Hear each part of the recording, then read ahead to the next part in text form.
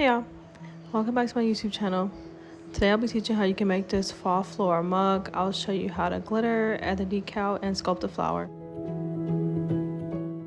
So I am starting with an 11-ounce mug from the Stainless Steel Depot, and it's like frosted a little bit, but it's still glass nonetheless, so you can still work on it. I like to go over and sand it lightly, and then I'm using an epoxy method this time to glitter. As always, when you're working with epoxy, make sure you're using the right protective gear. And I'm just making sure that I'm getting it really good everywhere. When you use epoxy to glitter, you want to make sure that you're not using a lot, but use enough so that you can coat your cup. If you use a lot, it will start to pull and drip everywhere, and it won't hold the glitter correctly the way that it should. So yeah, but I'm just making sure that I get everywhere. Getting the handle with epoxy sometimes is like the hardest part when it comes to glitter, and so you want to make sure that you try to get like all of those creases, and then the same thing with the bottom.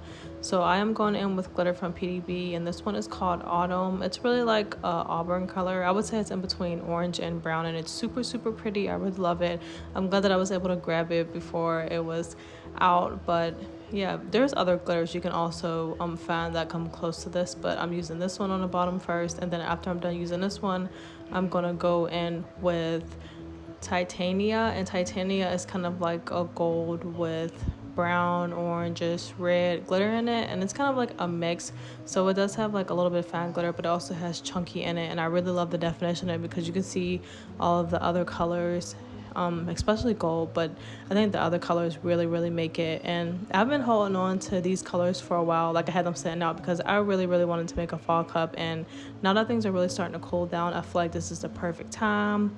The last color that I'm going in with is called Latte, and Latte is like one of my top favorite glitters. This is actually one of the first glitters I actually used from PDB, and I absolutely fell in love. I think I used it so fast within a month but this is how everything turned out. I really love this combination. It's really given fall for me, and I'll have all of these linked below along with my discount code Sasha 5 to save. But before we go any further, make sure that you like and subscribe. More to come.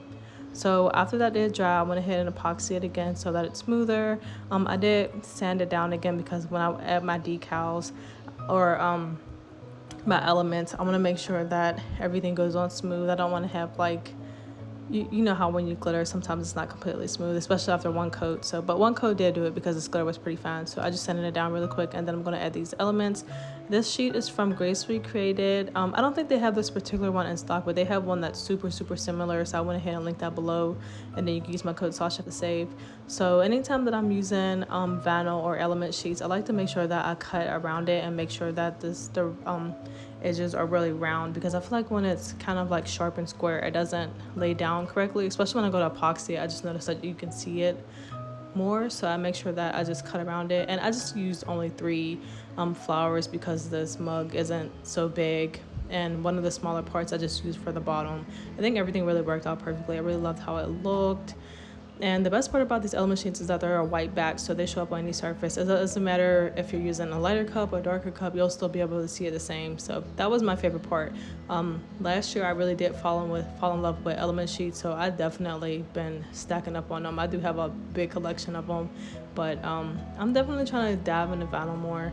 I've been using UV-DTFs a lot, but element sheets are still like really good. I feel like they're still like really underrated, but they're still good. I really love them. And then after I had all of that applied, I went ahead and I grabbed some Sculpey clay, and I'm using one that is kind of like a brownish color, not all the way brown, but it's like a light brown, and I'm going to use this to make a flower. So usually when I make flowers, I go ahead and sculpt the middle part. I kind of like roll it out a tiny bit, so it's like a tiny roll, especially this flower because it's really small. This particular cup style did not come with a lid. It's just like a regular mug. So if it was bigger, I probably would have made like a big flower topper, but since it's smaller, I feel like a small flower would look really cute on it. So anyways, after I have the initial tiny part rolled out, I go ahead and flatten out another piece to wrap around the entire rolled out part, and then I start making petals. So with the petals, I kind of just like push it out and make it kind of round a little bit, but it has to fan out the end so that it looks like a petal. One side has to be bigger than the other, and then I just wrap it around. So I did basically like 2 layers. The first layer would be 3 petals, and last layer would be 5 petals. What I like to do is make sure that it's like an odd number so that when I do like fan it out, it looks like a flower. I feel like If it was an even number, it would look kind of weird. But that's just my opinion. That's just what I like to do. So I'm just working on my flower and making sure that I get everything around. I think my favorite part about making flowers is the part where I fan it out, because I like to make it look like they're weathered a little bit, kind of wrinkled. I don't want the flowers to look, you know, just like they're just bent over. You kind of want to play with it a little bit and give it more shape and dimension.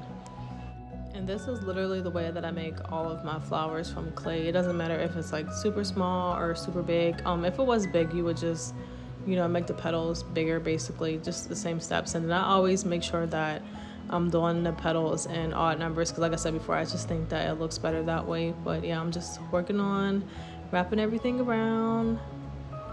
So I am using Sculpey brand, but if you're someone who wants to get like all of your products in one place, I have everything linked below from PDB. Like, you can grab clay that is brown, you can grab all the glitters.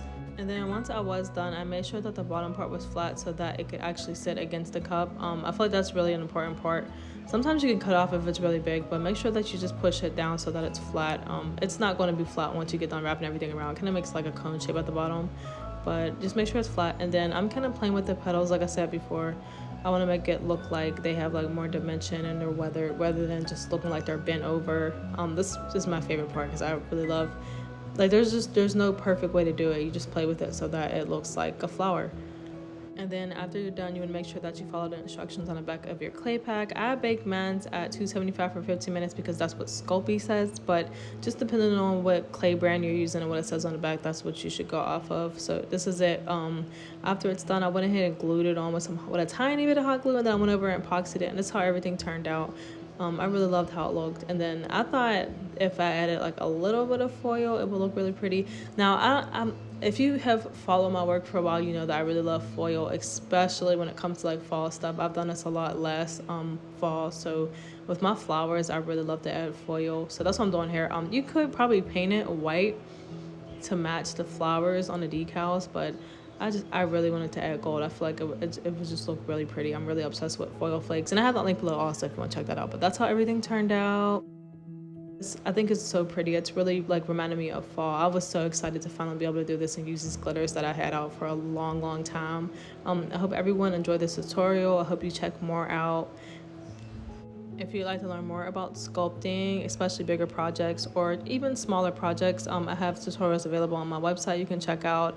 I post tutorials every Monday, and then I try to drop various tutorials throughout the month. But thank you for watching.